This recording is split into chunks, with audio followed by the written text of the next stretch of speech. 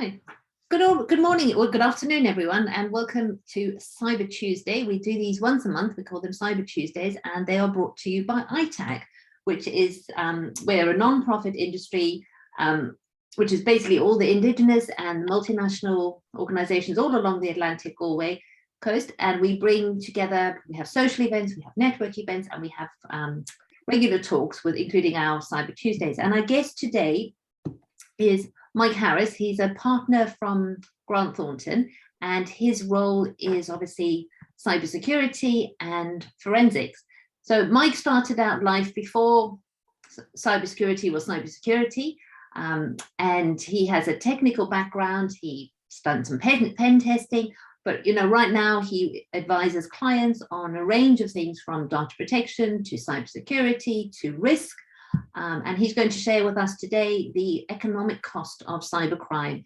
And we have to thank Boris Johnson and the UK Tory government for giving us such a topical point of view today, because I don't know if you know, but last week they announced that crime had gone down 14%, when in reality it had actually gone up 14%. But they decided to exclude cybercrime or any computer crime or fraud, which actually makes up, I think, 47% of crime. So I'm looking forward to Mike's insights on that one, amongst everything else. So Mike, over to you.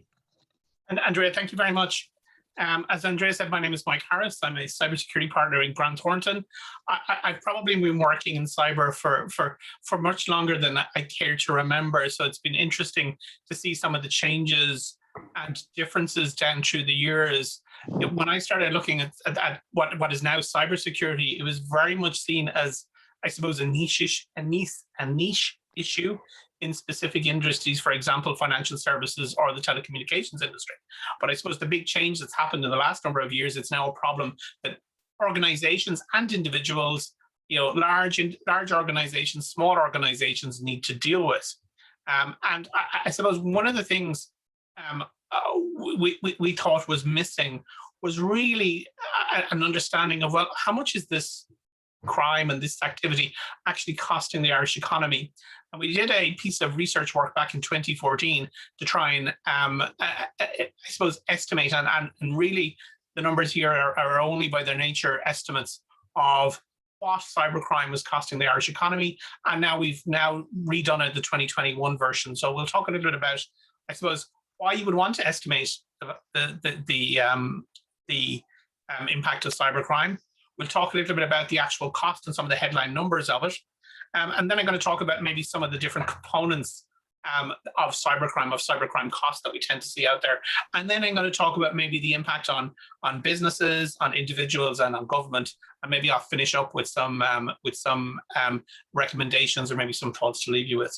One of the things I will do, if you want to ask questions, please ask them as we go along. I will leave time at the end to answer questions as well.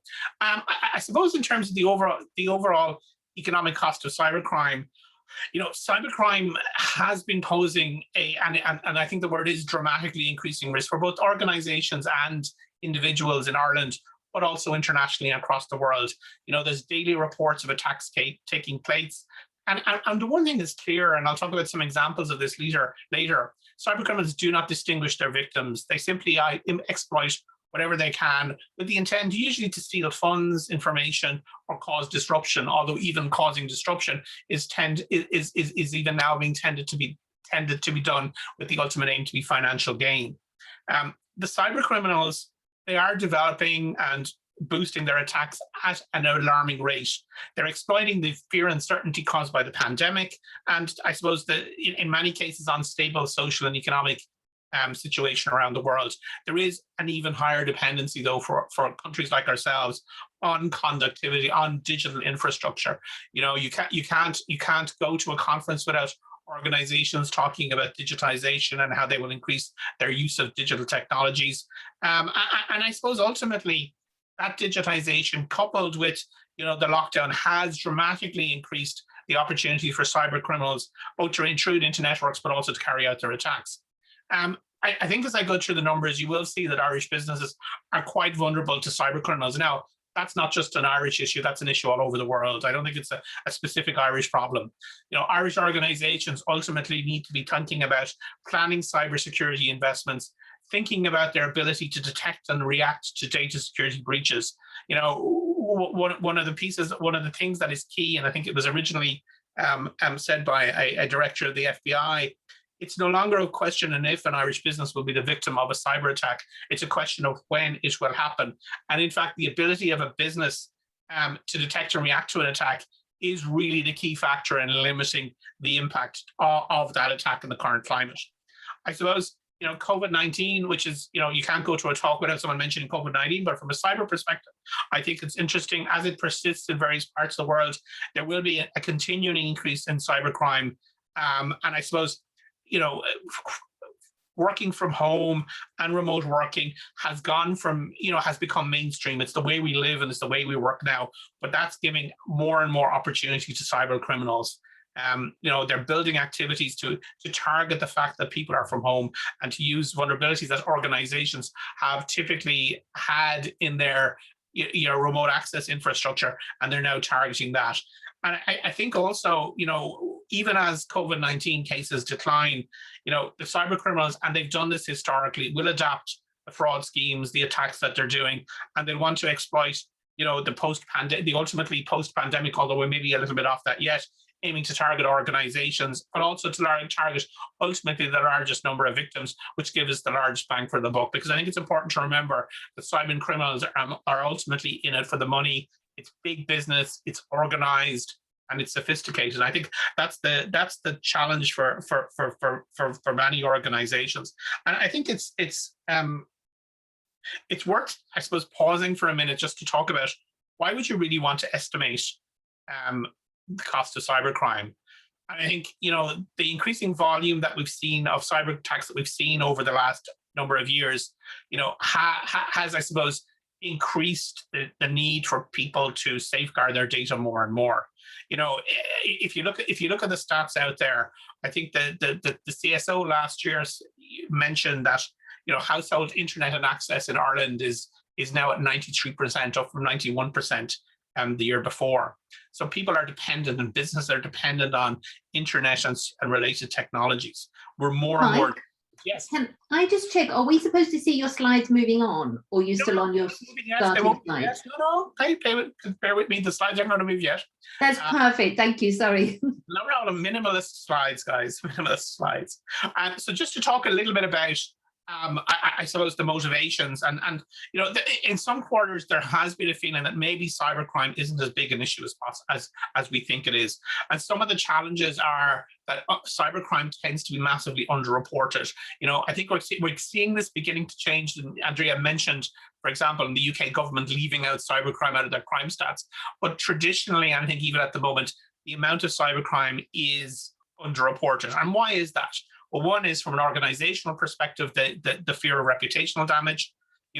Often the victims don't know who to report cybercrime to, and the victims are often aware sometimes that the case, particularly businesses, that the attack has actually even taken place. Businesses, if they're not aware, it's difficult for them to actually allocate resources in the correct way. And in fact, many organizations, know about the risk but tend not to do something about it because ultimately they're not really clear on how much this could potentially cost them. The Institute of Directors last year did a survey of about 1,000 business leaders in Ireland, and 95% of those came back and said that cybercrime is really important and managing cybercrime is really important for their business. But actually, less than 55% of them actually had a cyber strategy to defend themselves, and only 44% of them had employee awareness programs in place. So while they think it's important, the motivation to actually do something has been lacking. And hopefully, when we try and bring this in stark economic terms, it'll make it a little bit more straightforward for organizations to understand and to manage. So in terms of headline costs, based on the survey we've done, the research that we've done this year, the total economic cost of cybercrime in Ireland in 2020 was 9.6 billion euros. And just to put that in context, when we did the similar research with a similar methodology back in 2014, it was just under 700 million euros. So there's been a very dramatic increase in the last number of years. And I think, intuitively, based on the number of cyber attacks that we see in the press, and I suppose the general coverage that cybercrime gets, that's probably not all that much of a surprise. And it's broken down into a number of different areas. And I'll talk maybe on the next slide a little bit about the different types of costs that tend to be associated with cybercrime. But I suppose from a headline perspective, both ransomware attacks and, ransomware is where a piece of malicious software is introduced into an organization's IT systems. It then moves around the network, taking away access to systems and to files and to data, etc., essentially encrypting it. And then they require the victims to pay some sort of, there's an extortion attempt. They have to pay a certain amount of money in order to get access back. And we've seen some very high profile examples of that recently. For example, the HSE example, which I'll talk about maybe in a little bit more detail later. But the amount of ransomware and related computer malicious software attacks, malware attacks, whether that's related to phishing, that's doubled in the last number of years. So that's got very, very large. But what's interesting from our perspective is that this has been driven by very much the types of attacks that the criminals are carrying out, but also, I suppose, the responses that organizations are taking to some of these attacks in order to defend themselves. And I think that's actually quite important to think about as well. So if you think about the types of costs that you tend to have in these organizations, it tends to be broken down into a number of different areas. And I suppose very simply, there are a combination of different costs. There are direct costs, indirect costs, and defense costs. And I'll talk about what each of these are in a couple of minutes. And I suppose when you're trying to get an overall handle on what the economic cost is, you need to consider each of these, both from an individual perspective, so cost to individuals, but also on businesses and the government itself.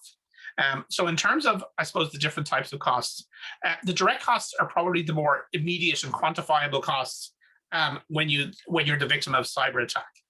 It's the monetary cost placed on losses and damages that are inflicted on the victim of the attack. So this could be, for example, money stolen out of a bank account or from a credit card information. It could be the cost of recovering and putting the systems back to the way they were after a cyber attack, and actually can be quite a large expense, particularly for larger organizations. And many organizations actually retain cyber insurance to deal with some of those costs. And I suppose they're the sort of more quantifiable things.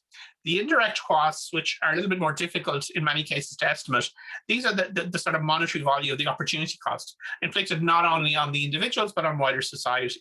So it's the loss of trust in a bank after a cyber attack. It's that loss of business for an organization, for example, an e-commerce retailer. In the event, how many transactions do they lose if they're the victims of a cyber attack? Because people perceive them not to be secure and do not want to deal with them. Or cyber attacks in many cases can cause customer churn, customers leaving to go to your competitors. Or ultimately, it may be a business opportunity that's not realized. An organization may be the victim of intellectual property theft and can never then bring the product to market because someone's got there before them and there's a monetary loss associated with that, or the IP becomes effectively useless. And then I suppose the last part of it is the defense costs. So this is, the monetary costs are both the prevention and reaction costs for an organization or an individual. It's having the firewalls in place, it's having the antivirus software in place, spam filters, doing a training and awareness program for your staff, having appropriate fraud detection and tracking mechanisms within the organization. And ultimately, the cost of society is the sum of all of these things. And that's what's coming to the 9.6 billion. I think it's interesting, in terms of the growth that we've seen over the last number of years, that's very consistent with the growth that we've seen in cyber attacks internationally. And I suppose the increased cost of cyber attack internationally. There's lots of numbers out there because, ultimately this is an estimate, but the increase we've seen in Ireland is very, very consistent with the increase we've seen globally. And of course, for a economy like Ireland, where we have a dependency on technology, we have a large tech industry, we have a large multinational sector as well. I think cyber becomes even more important for Ireland Inc. than necessarily for other countries as well. And I think that's well worth bearing in mind. So I suppose that sort of just gives you a sense of, I suppose, the high level numbers and where they come from. What I'd like to do now maybe is to just spend a little bit of time talking about each of the sort of individual areas. Let's bounce the slides on. And I'm going to talk first maybe a little bit about the cost of businesses and the cost that businesses have to deal with from a cyber perspective. And I think, one of the challenges in estimating the cyber cost of businesses, there's many different elements to it. As I said, there's the direct cost when a cyber attack happens, you have to react to it. You maybe have to get specialized expertise to help you understand what happened and put your systems back the way they were, do a forensic analysis, provide reports that may, depending on what sector you're in, although most sectors, that now handle personal data would have to do some form of reporting to regulators. And I think there's interesting stats out there that IBM estimated that the cost of an individual cyber breach in 2020 was about 3.4 million euros per breach. And that's gone up in 2021 to 3.7 million euros per breach. So you can imagine, even for a small, on average, these breaches can be very, very costly. And also the numbers can be very, very large. And in some cases for organizations, they can be existential. They can cost the organization so much money that can actually cause the organization to cease to function. And I've seen examples in the last 2 years of ransomware attacks against organizations where not only did they attack the data that was directly stored in the business, they actually attacked the backups, so the backups of the data. So it became very difficult for the organization actually to restore its data to the state it was before the attack. And in at least one case, it actually caused the business to go insolvent, the business had to stop trading. So it can be existential for organizations. And this is one of the challenges, particularly for larger organizations, is the costs associated with dealing with a cyber attack can be massive. And when we talk a little bit about the HSE later, like the cost can be very, very large in a very, very short period of time. And I think, also from a business perspective, it's worth bearing in mind that, this is not a theoretical risk for organizations. The National Cybersecurity Strategy, 2019 to 2024, had some numbers in it where they were saying that 61% of Irish organizations, of all Irish organizations, have reported that they have fallen victim to a cybercrime within a 2-year period. And the average loss was about 3.1 million euros per event. So that's a very, very substantial amount of money, and it's real. And many of the drivers from a business perspective are ransomware, are computer virus attacks. And if you think about the modus operandi for many attackers, there tends to be an initial, I suppose, intrusion into the network. So they get some access into the organization's network. They don't necessarily do anything with that access for an extended period of time.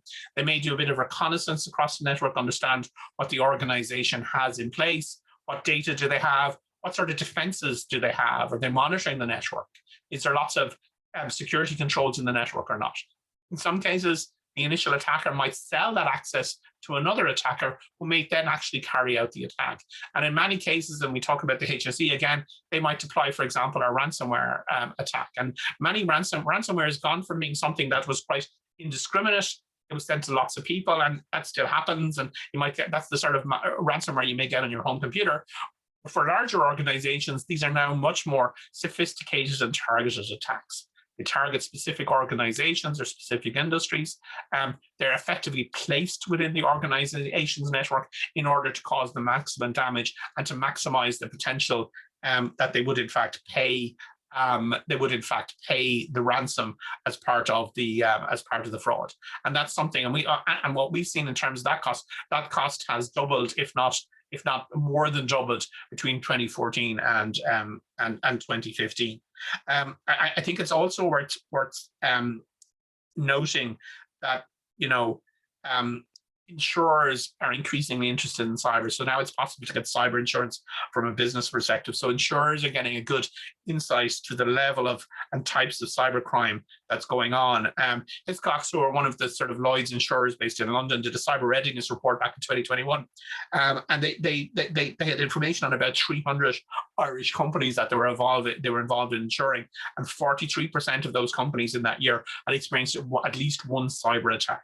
So that just shows you the extent of it. And I would argue that maybe the organizations that didn't report any cyber attacks didn't have the technology in place in order to appropriately monitor and respond to those types of cyber attacks. So I think, from a business perspective, very much been driven, the costs have been very much driven by the proliferation of ransomware, particularly targeted ransomware, and of course, computer viruses, whether, as part of a phishing attack or as part of the sort of background noise you tend to see on the network. And it's interesting, if you go back like 5 or 6 years ago, it was felt that maybe computer viruses were something that was dying out, was something that we were beginning to manage using some antivirus technology. Well, that sort of tide has turned in the last number of years, and it's become an even greater problem than ever. And it's something that's going to be a challenge going forward as well. Okay. So I want to talk a little bit about maybe some of the costs to individuals. And while obviously the headlines for many organizations the headlines for many organizations, from the many cyber headlines, are going to be the impact on businesses and the impacts on large organizations. But that's only a small part of it. And I think that's some of the challenges here. More often than not, there's cost to individuals. I won't get everybody to put their hands up, but I would think if you surveyed any given room and asked, how many people have been the victims of some form of cybercrime, you get the majority of people putting their hands up now, and that would not necessarily have been the case 6 or 7 years ago, but it's even more. It certainly is the case now, and consumers, and individuals, they're as vulnerable as ever to cyber attacks, and they're certainly as vulnerable as businesses are. And we've seen a rise of online phishing scams over recent years. If you looked, for example, at your email in your spam filter, you'd probably see that 80% of the emails that actually come into you on a day-to-day basis are actually blocked and never get to you in the first place because of the spam filters that have been put in place. One of the things, which I think gives you a good sense of it, is the whole issue of sort of debit and credit card fraud, particularly card not present, which tends to be internet-based. The Irish Banking and Payments Federation in April 2020 said that there'd been Irish consumers had lost about 12 million directly through credit and debit card fraud the first half of 2020. And I think that shows that that's the direct losses. That's the actual monetary amount that was taken out of the account. But that doesn't include costs from changing the card details, other rectification that may happen, tracking down from a bank's perspective and investigating exactly what happens, reconciling losses and costs. And also, it takes I suppose, focus for financial institutions away from other tasks as well. But just to give you a sense of maybe how easy this about a year, maybe 18 months ago, we saw, I suppose, an increase of what's called form jacking type attacks, and a number of high profile websites, some publicly, some it became public, but some it was handled in-house, were the victims of this so-called form jacking. So what form jacking? Basically, an attacker puts a piece of malicious code, typically JavaScript, designed to steal credit card and payment details on the payment form of a web page. So the page where you're actually making a payment, where you're clicking, you put in your credit card details and you click go, and they would target those pages and put a piece of malicious code in there that would basically steal your credit card number. And it's become very popular and very successful over the last number of years. In fact, the sort of average price on the black market for a stolen credit card number is now about 40 euros or so, which is has fallen quite a bit. But what does that mean? You can make a lot of money in a very short period of time. In terms of a compromised website, and it doesn't take very many compromised credit cards off websites, because there are thousands of websites out there, both internationally and in Ireland. For example, if you compromise 5,000 accounts, you got 10 credit cards from each account, at 40 euros, at 40 euros, that's 2 million, which a cyber criminal can make in a very, very short period of time. And I suppose, because individuals, and because of the COVID world we've lived in, they've been driven online. Small businesses are providing the ability to buy their products online. They're putting up e-commerce sites, often very, very quickly. But in addition, the consumers themselves, because they haven't been going out, have been using these sites more. And that's something that the cyber criminals have very much taken as something that they could really target. But I suppose what's even more interesting is maybe the interaction of the cyber criminals, of individuals, both personal lives and their work lives as well. And Microsoft did a survey in Ireland about a year ago, and there's some very interesting stats that come out of it. About 43% of employees don't face any restrictions when accessing work documents while using their personal devices. So from an organizational perspective, that can be very dangerous, that you're not compliant with the controls. More scarily, 33% of employees use the same passwords for work and personal accounts.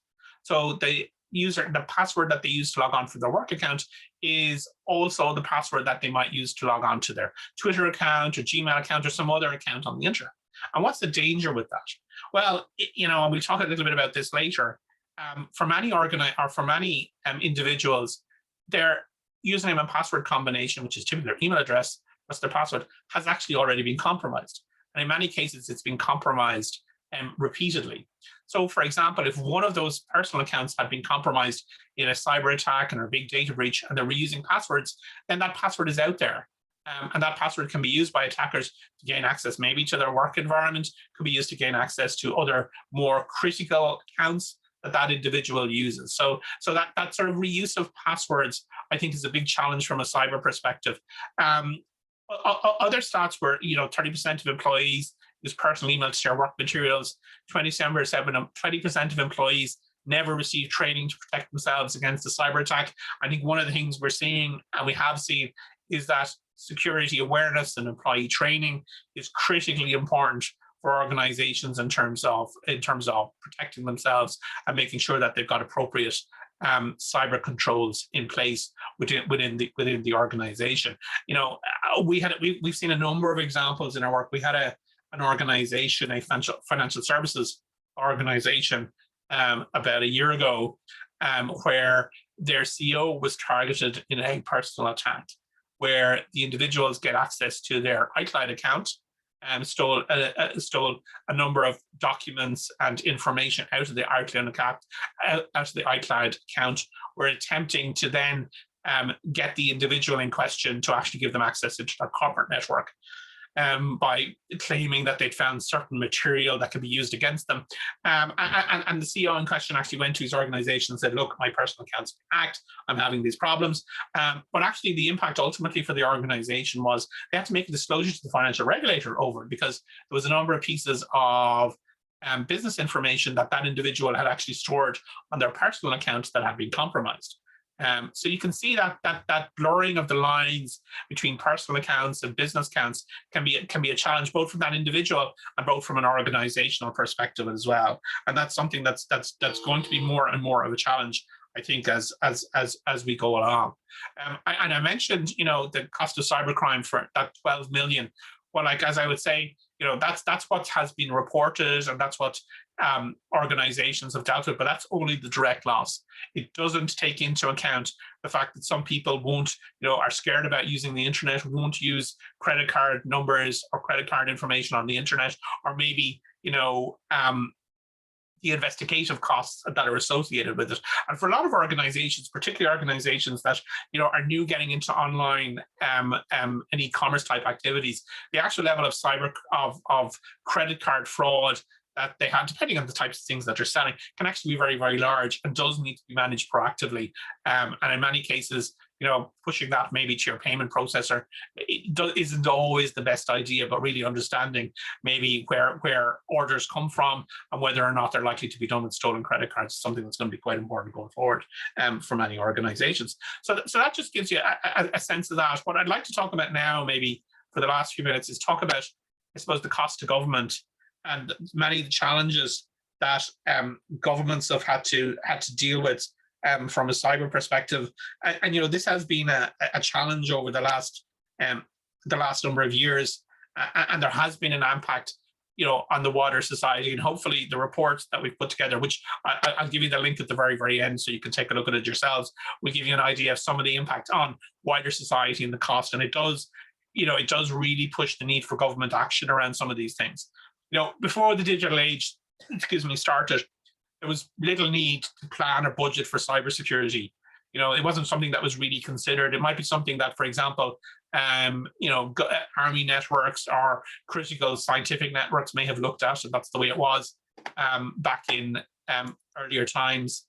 I'm actually just going to open up the chat. I might answer some of those questions. And so I just noticed there was some questions there that are moving on. Someone's asking about the slides are moving on. We got that. What do I think about the underreporting of cybercrime? I think we talked about that a little bit earlier, and I think it is interesting.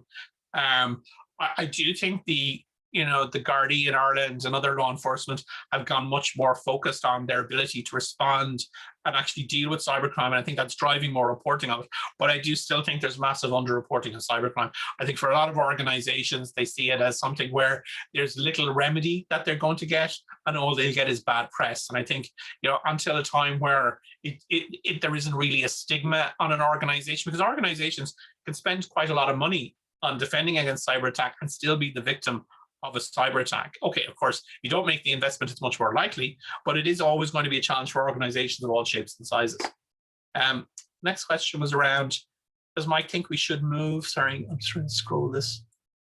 Does Mike think we should move from it's not? Yeah, no, it's assumed breach mindset. So I think people are, and I think I may have alluded to that. You know, I think for a lot of organizations, you spend not only on defensive controls, to making sure that you've got your antivirus, that you're doing your patching, so making sure you're updating your software to the latest versions, that you're managing access. You do also have to consider, well, what would I do in the event of a cyber attack? What is that? It's making sure you have the ability to I suppose, detect unusual activity in your IT systems, but also have a plan of what you would do in the event of an attack, and actually have practiced that plan as well. I think that's really, really important. And I think organizations, I think that time has come. Organizations have to be thinking about that. It's not good enough just to think about defensive controls. You have to think about what you might do in the event of an actual cyber attack. Can we touch on zero trust, what this means for end users? Like zero trust is really, I think it's something that a lot of organizations are moving towards. I think it's a journey, and I think there's challenges for organizations while they're making a transition to zero trust. We can maybe talk about more of that at the end if you want. Yeah, I think the copy of the webinar will be given around. And then the last one, yeah, two-factor on Office 365. While two-factor is good, no authentication control is going to be 100%. There's always a possibility that there has been some sort of compromise, whether your phone has been compromised, or whether someone has done some form of SIM hijacking, for example, to take over your SIM and get the text messages. Nothing is going to be 100%. I think from a security perspective, it's all about making it a little bit harder each time. So just having more control than you had before. So what you want to do, the attackers, you know, they're not necessarily going to, they're not going to go after the most secure organizations. They go after the low-hanging fruit, and you don't want to be the low-hanging fruit. And I think that's the challenge, particularly for smaller businesses, is to make sure you're not the low-hanging fruit. You're not the easiest. That you may not have all the controls you might want to have in place, but you're better than the average. And I think that's really sort of an important thing to think about. Okay. I just wanted to talk a little bit about the cost to government, as I said, and you know, I do think that, you know, Ireland, we are a country where there is a high uptake and the use of digital technology, you know, and you know, the internet and the internet infrastructure that supports all that is really, really important. And I think it is part of our critical national infrastructure. And we've seen over the last number of years, you know, fairly substantial changes to how how many organizations are regulated from a cyber perspective. And we see, you know, organizations like water supply, transport companies, etc., internet companies now have much heavier regulation upon them in terms of the types of things they need to do from a cybersecurity perspective. And that's been one part of the government response. The National Cybersecurity Strategy that was published, it talks about 70 critical national infrastructure operators that have been designated as I suppose organizations that will be managed very carefully from a security perspective. And I know there's about 20 initiatives within the National Cyber Strategy. And I think ultimately this is very brought front and center from a government perspective because of the fact that disruption to systems used by Irish citizens or services offered to Irish citizens by the government and businesses, it does really have I suppose, provide a direct threat to the state itself and the economy and the lives of millions of citizens. I think we only have to look at the ransomware attack that took place against HSE last year, where the entire Irish healthcare system was affected. In many cases, they had to revert to paper systems while their IT systems were online. These attackers are looking at, and in the case actually was a Conti the ransomware group called Conti, who have a relatively long history of carrying out very similar types of attacks against organizations of all shapes and sizes. And more often than not, it's not the first healthcare organization that they would have targeted. The same gang targeted a hospital group in Dusseldorf about a year before that. And they see that as a good way of, I suppose, getting the biggest bang for their buck. Ultimately, they want a ransom paid in order to make as much money as possible. And in the event that the ransom is paid, then the country or organization needs to put up with the disruption. But that's really focused, I think, in the last 6 months, the Irish government on the potential impact of cyber attack. There's nothing like a cyber attack actually happening to put the focus on maybe funding cyber defenses more and more. And I think we're going to see a fairly dramatic improvement in how Irish government manages cyber and how Ireland in general manages cyber over the next number of years. Unfortunately, that is needed maybe just to stand still, because as I said at the very start, the types of attacks that we're seeing are becoming more and more sophisticated. There's more and more of them. I think that's also maybe matched in terms of, if you look at the reporting around online fraud, there's been a 55% increase between 2019 and 2020. And for example, the number of phishing complaints that government has seen in the last year or so, again, there's been a 45-50% rise. And that sort of rise is typical of what we see around the various types of cyber attacks that organizations have to defend themselves against, I suppose, on an ongoing basis. But I do think from an Irish government perspective, there's probably a bit of hope in terms of greater resources being put into the place, but making sure that governmental organizations defend themselves better, but also that organizations in general and business in general, and in fact individuals, get a better sense of the types of things they need to be doing to defend themselves against cyber attacks. And it's actually worth mentioning this is a sort of a global figure that's out there, this piece of research, where in 2020 there was 36 billion records compromised. And if you remember, I spoke earlier about people sharing username and password combinations on various systems on the internet. This is why that's dangerous. That's more than the total number of people in the world. There are databases publicly available on the internet with username and password combinations in the tens of billions. But it's also worth noting that number of compromised records was an over 300% increase on what happened in 2019. Was it COVID driven? Were there other reasons? But it's just, we're seeing a dramatic increase. We're going to see dramatically increased costs. And I think, the numbers we come up with, I think, are just an estimate.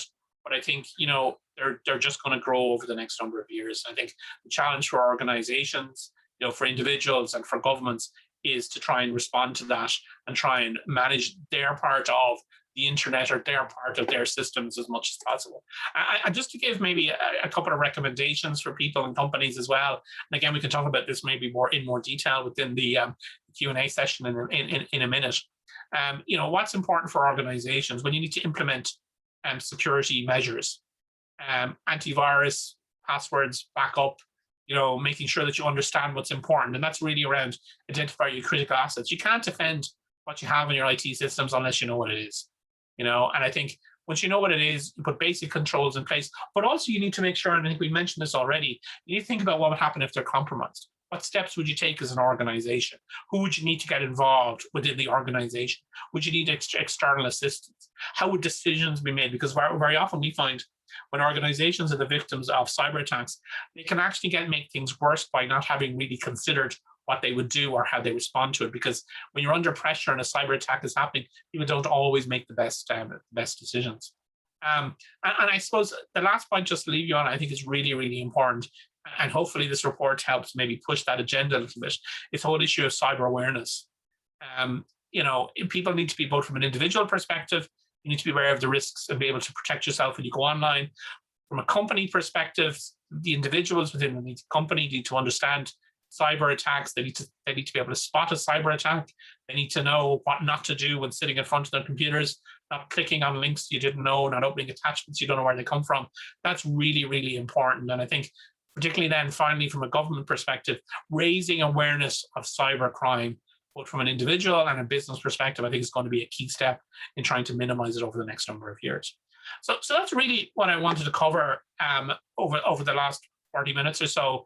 And maybe, I know we've had some questions, but maybe I open up, I don't know, Andrea, if you want to open it up as well, just around if there's any further questions or comments or anything people would like to discuss in more detail.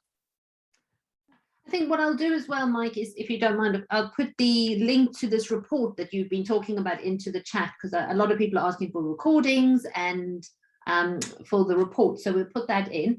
So one of the questions that has come in is, where did you talk about the international, we've talked about Ireland, but where does Ireland sit in the international trends?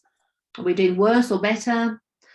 It's quite difficult to say. I would think we're probably doing worse. I think what we're finding is that, particularly from a government perspective, compared to other maybe larger countries, we've probably invested we've invested less in cybersecurity, certainly in the public sector. I think from a private sector perspective, it's probably a little bit more difficult to tell. I think if you go back 5 years ago, we probably were behind. I think, for example, small and medium-sized enterprises, for example, dealing with, for example, if they're in the supply chain of a multinational, they actually get asked lots of security questions. They get sort of, the level of security has to be improved in order to even interact with these organizations. So I think that's a challenge. I would say ultimately, I think we're probably behind. And some of that is to do with, government didn't see it as big a problem. And I think in other countries, maybe the fact that they've had, for example, more of a history with it, for example, through the military side of things, or maybe with certain industries, I think are probably ahead of us. But I do think we're going to have to get better on this, just because of the nature of the industry we have here. We have a lot of tech companies. We have a lot of digitization going on. We're a very digitally focused economy. So I think we just have to be better at this stuff. I think everybody has to be better at it. I've got a question here from John. John, I don't know, would you prefer to unmute yourself and just ask the question yourself, or should I ask it for you? Yeah, no problem, Andrea. Thank you. Yeah, Mike. Hey, John, how you doing? What's the bad? Listen, just over the last 12 months, looking back at some of the incidents you've been involved in or investigated, especially in medium enterprise, subsequent to the cleanup and investigation, would any specific areas stand out to you that required significant improvement and spend security-wise, if you know what I mean? Yeah, probably the two things are security awareness. So people knowing what to do, what to click on, what not to click on, recognizing a cyber attack. And then the second piece, and this is a challenge I know for SME and medium size, is monitoring. So how do you know something bad is happening in a timely manner? So the deployment of monitoring type technologies, whether it's SIEM, etc. And like it's been interesting. I'm seeing new products being developed all the time, maybe to help SMEs with this. But having appropriate levels of monitoring, I think, is probably certainly the most expensive thing, and along with awareness, the most important thing, I think, from SMEs. At least the ones I've seen over the last year or so. If they'd better monitoring in place, they'd have caught it earlier. If they'd better awareness in place, they'd have not done something stupid. Yeah, interesting. Good stuff. Thank you. Any other questions? Anybody else want to jump in? We've got Mike still for another 15 minutes. I mean, I think you've covered this, but we talked about, what should businesses do? Because it doesn't matter what size your organization is, whether it's 5 people or 5,000, everybody has finite resources, whether it's know-how or time or money. So how do you prioritize and how do you know where to spend your money? Yeah, there's a really good, the National Cyber Centre has a really good 12 steps to cyber, the document. And so I suggest any SME should have a look at that document. It's freely downloadable. It's on the National Cyber Centre's website. It's very clear when you go into the website where it is. And what does that do? That talks about sort of 12 steps organizations need to do from a cyber perspective. And it's everything from, making sure, and I talked about this a little bit as well, making sure you understand what's important from a data perspective. Is it your customer lists? Is it your intellectual property? Is it designs or plans?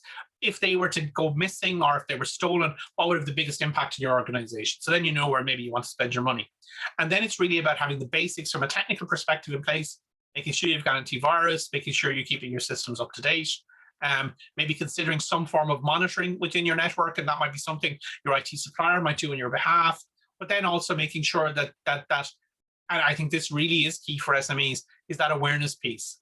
Is making sure that your staff understand what a cyber attack looks like. They understand what's good and bad behavior when you're dealing with IT systems. Knowing, don't click on the links, don't click on the attachments where you don't know where they come from.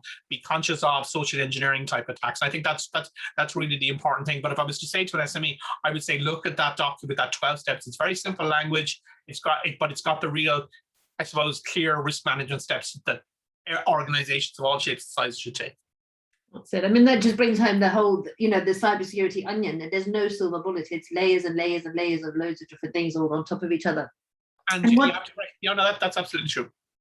And then what about ransomware? Obviously, that's like the top trend at the moment. Do you think we're going to see something new? Do you think 2022 is going to bring there will always delights? No, the one thing we can say is there will be something new. Modus operandi will change.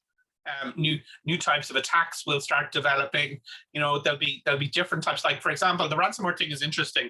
If you look at the types of ransomware attacks we were getting like 5 years ago, relative to the quite sophisticated ransomware attack that the HSE was a victim of, they've gone from being, traditionally they were highly automated.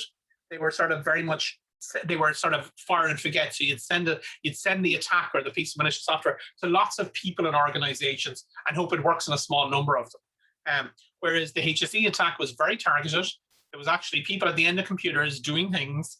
The pieces of malicious software, the ransomware, was put in very, they went around the network. They found the places where they caused the most damage. They would attempt to destroy backups as well as data that's live. So that they make the effort. They'll basically focus on where they get the biggest bang for their effort. So if they're going to do it manually, it'll probably be targeted against large organizations. For individuals and smaller organizations, it'll probably tend to be more automated types of attacks, and that's going to be a constantly changing piece. However, the defenses tend to be the same. It tends to be keep your systems up to date and have up to date proper antivirus, anti-malware software in place. Start doing the new module. So when your malware vendor comes to you and said, well, we have a new module that actually detects software based on bad behaviors rather than it being known beforehand, that's a good thing. You might want to think about investing in that, but also making sure that your systems are kept up to date.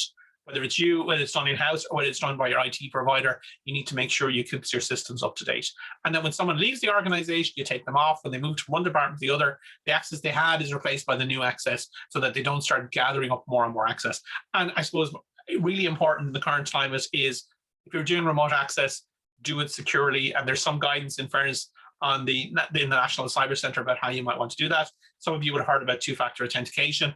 Having a minimum, some form of two-factor in place is really important. So it's, as you said, it is an onion, it is layered, but there are steps you can take. And again, you're not making yourself into a bank. What you need to do is just not make yourself the easiest. That's the important piece. Well, that brings us nicely on to this next question. Do the ransomware criminals ever get caught? Do they ever recover money back? Are we seeing more being caught now or less? That's a really good question. I think there are more being caught now, but actually the number of people are doing it are larger. So is there a greater or less chance of being caught than there was previously, which is probably the best way to answer the question? I wouldn't think there is, but that's due to the sheer number of attacks and sheer number of gangs that are doing this at the moment. What I would say is that that law enforcement has got much better on this. The guards are much better at this than they would have been a number of years ago. Where you could have argued 5-6 years ago there was no point in reporting. Now there is a point in reporting, because you're probably, if you're an individual the victim of an attack, you're probably the victim of a fairly well-known common attack that they're dealing with lots of. So at a minimum, it being reported allows them to get more resources to deal with this type of an attack. We are seeing more criminal convictions. The challenge is it's internationally. People doing this don't necessarily sit in Ireland, and they don't necessarily sit in jurisdictions that see this as being all very important. So actually, from a law enforcement perspective, collaboration between different countries at the EU level is really, really important. And I think that's how we're going to defeat it. So I think they're getting better. Are they winning the battle? That's questionable. Okay. And we always have a strong cohort of students on our calls. So any careers advice, because obviously you started off life as a technical cybersecurity person and you've moved into the strategy side, but I would say you draw on your technical expertise every day. Any advice for the students on the call? Yeah, look, I think cybersecurity is one area where you do need a broad range of knowledge from a technical perspective. So I'm not entirely convinced that cyber is something you start doing straight from college. It may be worth getting more general IT experience. I do think sysadmin background, even a development background, are very powerful from a security perspective. Because if you think about it, there are lots of different, it's not like 20 years ago where you did cybersecurity. There's now different types of cybersecurity. So you have people that, for example, help secure cloud environments. You have other professionals that will help organizations code security. You'll have other individuals that help organizations from an organizational perspective set them up to defend themselves. So there are cyber jobs that are very technical. There are cyber jobs that are very much process driven. You need to have a think about that. But what I would say is I do think getting a bit of wider IT experience is quite powerful. Thanks, well, that's actually great advice there, because there's a lot of talk in the chat here. I'm just trying to catch up with it. People asking what courses to take. I'm just saying what courses are best for SMEs. I think if it comes to cybersecurity and things, if you want to learn it for your own businesses, even just starting at the lower level with the local enterprise offices, they run events all the time. And what we actually find is that they're not very well taken up, because I don't know whether it's the overwhelm or the fear that they solve with. But there are a lot of resources out there, and you can always look on itag and Cyber Island for resources as well. Anything else? Any other questions, guys, before we have to leave Mike?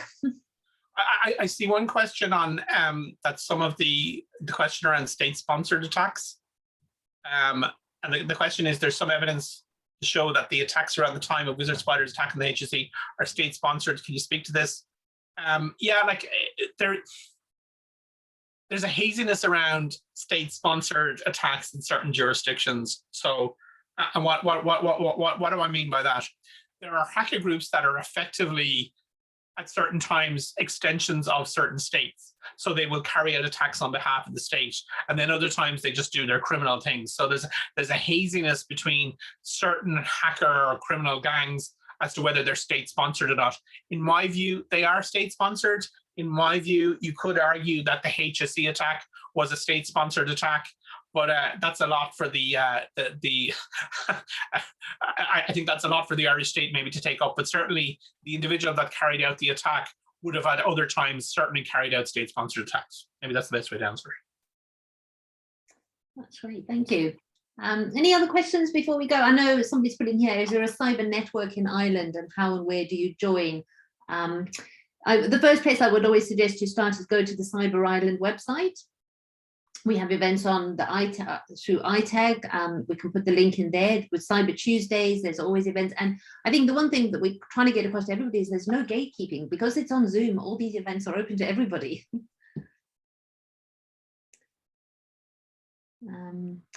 Somebody's asking you, on the HSE ransomware attack, do we know who were the actors and if ransomware were paid? I'm not sure you can comment on that, Mike, can you?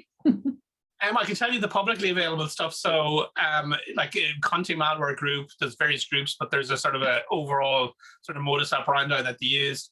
The Irish government have said there was no ransom paid. There you go. Thank you. There's a number of links that have gone into the chat for everybody, all sorts of resources. And I suppose what I should also share with you, are you finished with your screen, Mike? I've just got one screen to share. You can take it away. Yeah. Let me just stop sharing. Yeah. There is a call for papers. They've extended the deadline.